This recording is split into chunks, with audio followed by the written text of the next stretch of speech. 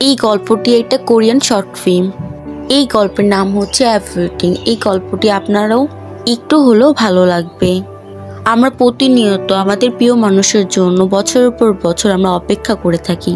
এই গল্প দেখলে আপনার কোনো প্রিয় মানুষের কথা মনে পড়ে যেতে পারে। আর কথা না বাড়িয়ে গল্পটি শুরু করে ফেলি। গল্পের শুরুতেই আমরা দেখতে পারি সাউথ কোরিয়া থেকে অনেকগুলো বাস কোথায় জানি যাচ্ছিল। এই বাসের মধ্যে একটা মেয়ে দেখতে পাই। এই মেয়েটি আমাদের গল্পের প্রধান চরিত্র, তার নাম ইউনহি। আমরা দেখতে পাই সে বাসে নিজেকে সাজিয়ে নিচ্ছে, হয়তোবা তার প্রিয় মানুষের জন্য। তারপরে ইউনহি একটা গল্পের বই পড়ে। আমি আজও তোমার চেহারা দেখতে পাই না, আমি আজও তোমার কণ্ঠস্বর শুনতে পাই না। যদিও আমি শুনতে পেয়েছিলাম ওই বাড়ি থেকে তোমার চলে যাওয়ার সময় তোমার পদক্ষেপের সেই মৃদু শব্দ। এই কথাগুলোর মানে আমরা গল্পের শেষেই জানতে পারবো। এরপর ইনহো কিছু ছবি দেখতে থাকে, একটা বৃদ্ধা আর একটা মেয়ে। পরের ছবিটার মধ্যে রয়েছে সে আর তার প্রিয় মানুষটা। এটাই হচ্ছে ইনহোর হাজবেন্ড। এখন আমরা কিছুদিন পরে চলে যাব। ইনহির প্রতিদিন কল ভাঙে একটা মেয়ের। কল দিয়ে সেই মেয়েটির নাম সারা। সারা প্রতিদিন ইউনিকে ফোন করে, তার খোঁজ খবর নেয়। সারা জানায় তাদের সময়গুলো কেমন কাটছে। সারা একজন ইন্ডিপেন্ডেন্ট লেডি। সারা ভালোবাসা বিশ্বাস করে না, সে মনে করে এসব কিছুই নেই বলতে। ভালোবাসা মানুষকে ডিপ্রেস করে। ভালোবাসা মানে স্বার্থপরতা, দায়িত্বহীনতা। আবার ভালোবাসা হলো একাকিত্ব, এক একজনের কাছে এক এক রকম। যখনই ইউনি সারাকে বিয়ে করার কথা বলে, সারা অনেক রেগে যায়, ইউনিকে অনেক বেশি কথা শোনায়। সারা বলে, আমি কতবার বলবো আমি বিয়ে করতে চাই না, আমি আমার জীবনটা তোমার মতো কাটাতে চাই না, আমি আমার মতো থাকতে চাই। এইভাবে ইউনির দিন প্রতিদিন শুরু হয়। সারা ইউনিকে বলে তার সাথে থাকতে। ইউনি প্রতিবারের মতো এবারও না বলে দেয়, কারণ ইউনি এই বাড়ি ছেড়ে যেতে চায় না। কেন ইউনি এই বাড়ি ছেড়ে যেতে চায় না, কেন এত বেশি এই বাড়িকে দেখাশোনা করে, এর থেকে ভালো সারার সাথে থাকা। কিন্তু সারা এইসব কিছুই বুঝতে পারে কেন ইউনি তার সাথে যায় না। আমরাও সবকিছু জানতে পারবো গল্পের শেষের দিকে। ইউনহির একটা রোগ রয়েছে, সে কোনো কিছু মনে রাখতে পারে না। তার প্রতিদিনই ওষুধ খেতে হয়। ওষুধ খাওয়ার পর কম হলেও সে 6টি ঘটনা মনে পড়ে, যেগুলো তার সাথে হয়েছে। আর তার সাথে মনে করে তার হাজবেন্ডের কথা। ও আপনাদের তো তার হাজবেন্ডের নাম বলিনি, তার হাজবেন্ডের নাম মিন। মিন অনেকদিন ধরে বাড়িতে ফিরে আসে না। ইনহি তার মনে করা সমস্ত ঘটনাগুলো নোট করে রাখে একটা খাতায়। কিছুক্ষণ পর সে একটা রেস্টুরেন্টে আসে, যেখানে নর্থ কোরিয়ান থেকে মানুষগুলো ঘুরতে আসতো। এই রেস্টুরেন্টে নর্থ কোরিয়ান খাবার পাওয়া যায়, যেহেতু তারা বাইরে আছে, হয়তোবা ঘরের খাবার তারা মিস করতো। ইউনহির এই রেস্টুরেন্টের কোল নুডলস অনেক পছন্দ। সে যেন এই নুডলসটা খেয়ে আলাদা রকম শান্তি পায়। যদি মিন কালকে এখানে আসে, তাহলে কালকে মিনকে এখানে নিয়ে আসবে নুডলসটা খাওয়ানোর জন্য। কিছুক্ষণ পর অনেক বৃদ্ধ মহিলাদের সাথে ইউনি এক্সারসাইজ করতে আসে। তাদের সাথে অনেক গল্প করে অনেক সময় কাটায়। ইউনহির মেমোরি দিন দিন অনেক খারাপ হয়ে যাচ্ছে। সে এখন আর কোনো কিছু ঠিক করে মনে রাখতে পারে না।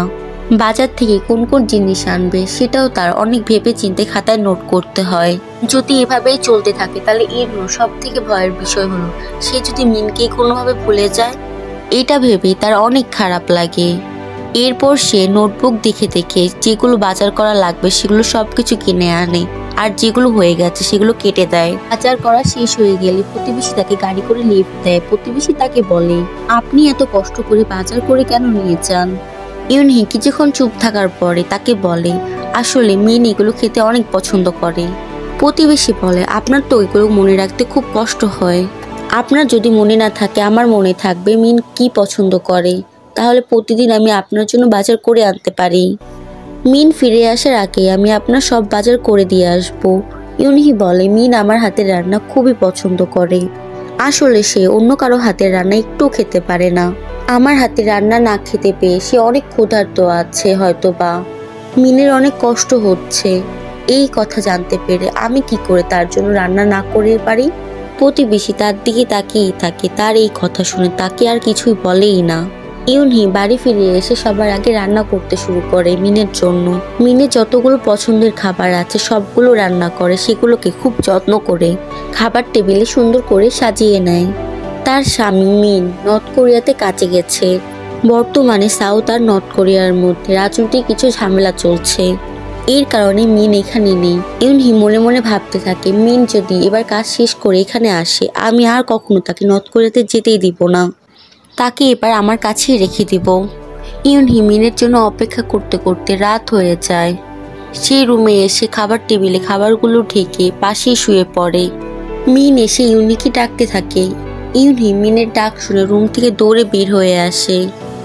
এতদিন পরে মিনকে তার সামনে দেখতে পেয়ে সে অনেক বেশি খুশি হয়ে যায়। সে কান্না করতে করতে মিনকে জড়িয়ে ধরে। জড়িয়ে ধরার পর সে দেখতে পায় তার হাত রক্তে ভিজে গেছে। সে রক্ত দেখে প্রচুর পরিমাণ কান্না করতে থাকে। তখনই তার ঘুম ভেঙে যায়। সে বুঝতে পারে এটা স্বপ্ন ছিল, মিন আসেনি তার কাছে ফিরে।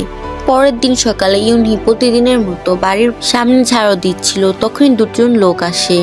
ইউনহি তাদের বাসার ভিতরে বসতে দেয়। তারা ইউনহিকে একটা নোটিশ দেয়। তারা বলে মিস্টার মিন এখনো বেঁচে আছে, আর আগামীকাল আমরা আপনাকে তার কাছেই নিয়ে যাব। এগুলো বলে সেই লোকগুলো সেখান থেকে চলে যায়। এরপরে সারা ইউনহিকে ফোন করে। সারা ইউনহিকে বলে কাল তুমি মিস্টার মিনের সাথে দেখা করতে যাবে। তুমি মিস্টার মিনের জন্য প্রতিদিন অপেক্ষা করো, কাল তুমি মিস্টার মিনের সাথে দেখা করতে যাবে।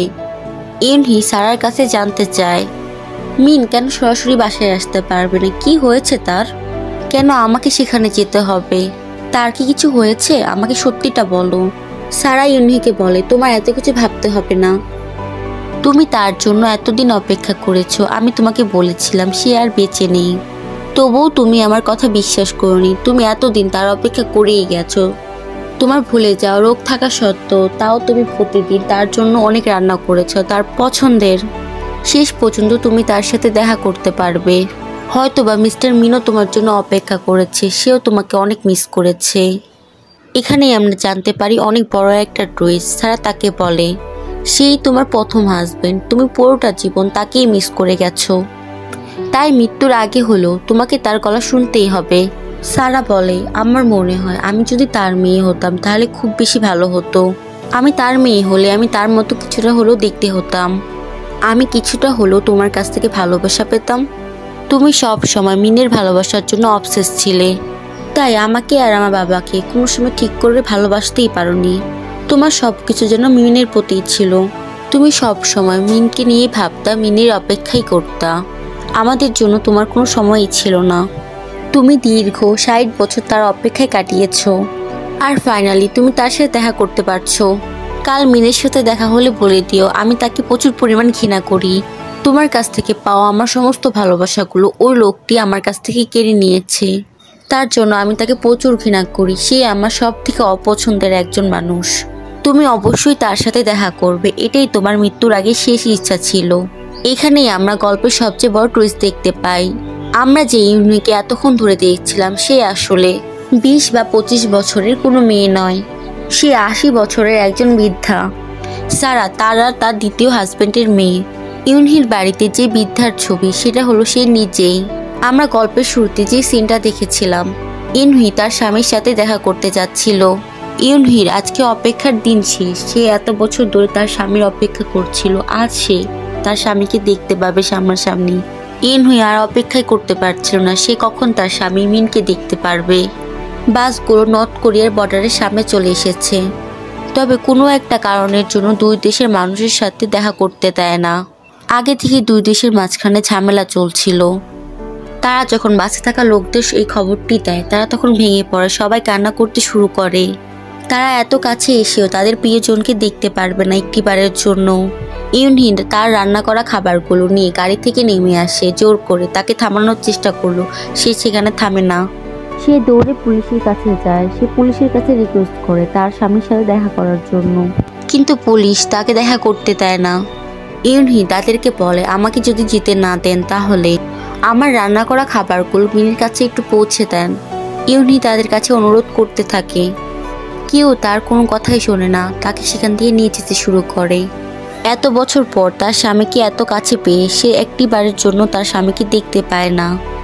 আজ এই বাসে থাকা প্রত্যেকটা মানুষেরই মন খারাপ। ইউনহি সেই গাড়ি করে আবার বাসায় ফিরতে থাকে। আজ থেকে কিছু বছর আগে নর্থ আর সাউথ কোরিয়ার পলিটিক্যাল কারণে অনেক মানুষ তার আত্মীয় স্বজন তার প্রিয় মানুষের কাছ থেকে দূরে চলে গেছে। হয়তোবা তারা আর কখনো এই দেশে আসতে পারবে না, তারা কখনো এক হতে পারবে না। ইউনহি ফিরে আসে। তার মেয়ে সারা তাকে কল করে জানায় সে বিয়ে করতে চলেছে। সে ইউনিকে বলে, আমি তোমার মতো সারাটা জীবন এভাবে কাটাবো না। আমি আমার স্বামীকে কখনোই হারাবো না। আমি তোমার মতো প্রতিদিন অপেক্ষায় দিন কাটাবো না। সারা শেষে বলে, তুমি আমার জন্য দোয়া করো মা। আমরা সেই দিনটি দেখতে পাই যে দিন ইউনহি তার স্বামীর সাথে আলাদা হয়েছিল। ইউনহি নিজের হাতে মিনকে রান্না করে খাবার দিয়েছিল। মিন ইউনহিকে বলেছিল, এবার আর দেরি করবো না, খুব তাড়াতাড়ি চলে আসবো, আর তোবা কিনে সেই রেস্টুরেন্টে যাব। আমরা একসাথে বসে অনেক সময় কাটাবো আর সেই নুডলস খাবো। এই বলে মিন ইউনহির কাছে বিদায় নিয়ে সেখান থেকে চলে যাচ্ছিল। চলে যাওয়ার সময় ইউনহো দৌড়ে তার স্বামীর কাছে যায়, তার হাত ধরে কিছুটা পথ এগিয়ে দিতে চায়। এরপর মিন বলে, অনেকটা পথ চলে এসেছো, এবার বাসায় ফিরে যাও। ইউনহি তাকে শেষবারের মতো বিদায় দিয়ে সেখান থেকে ফিরে আসে। এই জন্য ইউনহি আজও সেই বাড়িতে মিনের অপেক্ষায় আছে। সে ভাবে হয়তোবা কোনো একদিন মিন তার কাছে ফিরে আসবে। আজকের এই মুভিটি এখানেই শেষ হয়। আপনাদের যদি এই মুভিটা ভালো লেগে থাকে তাহলে প্লিজ সাবস্ক্রাইব করবেন। আমি প্রতিনিয়ত চেষ্টা করছি আরও নতুন নতুন মুভি নিয়ে আসা আপনাদের জন্য।